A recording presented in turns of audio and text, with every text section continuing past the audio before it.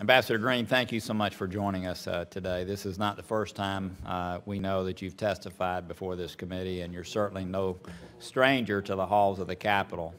You have a long and diverse history in both public service and international development, and I am very pleased with your nomination to be the next USAID administrator. And you know and know that you will bring significant expertise and understanding to this new role. With a budget of over $25 billion, USAID represents about 46% of our international affairs activities, but just over half of 1% of the total U.S. federal budget. USAID has an important mission, and many of its programs have stabilizing effects in regions of the world where we have national security interest. And while I know there's been much discussion about the President's budget request, and as I've said before, it's the role of Congress to fund the federal government, not the administration. So instead of focusing on that, I think we would be better served to shift our focus from what can be done towards what should be done.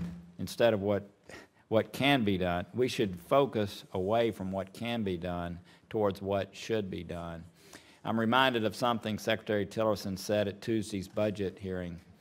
Funding does not equal results. Show me your results, and I'll tell you your commitment. And I just want to say I know that that's something that you're very focused on, and that's why we're all so proud that you're our nominee. That is why I'm encouraged by the statement in your testimony that you, as USAID Administrator, would set a higher standard for accountability in achieving results. I agree with you that we can create significant change by focusing on economic growth in a developing world. We should look for appropriate ways to leverage shared private and public sector interest in eliminating constraints to trade and investment. Creating business environments that will attract investment in the developing world should be our priority.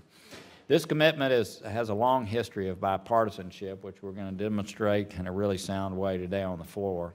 When it comes to oversight of our foreign assistance, with the passage of legislation enacting important reforms such as the Global Food Security Act, Electrify Africa, and Water for the World Act.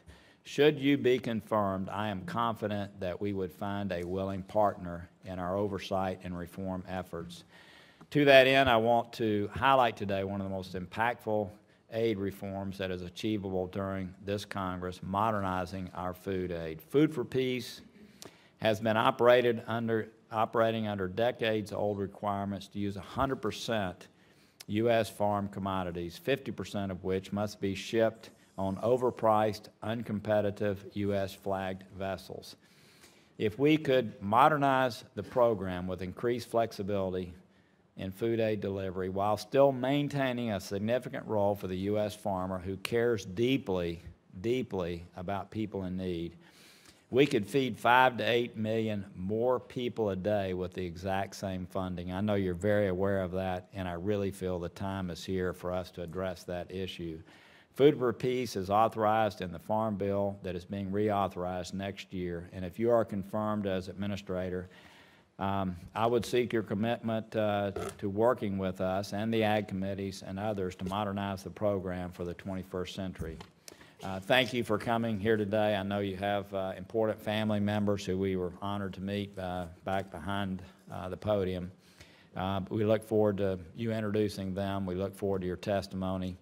We look forward to you serving in this important role. And with that, let me turn to my friend, the ranking member, Senator Ben Cardin.